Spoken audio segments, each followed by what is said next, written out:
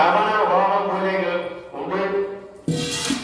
மகாபிஷேகம் முருகப்பெருமானுக்கு சரியா 12 மணிக்கு மேல் சந்திரோதரத்தை முன்னிட்டு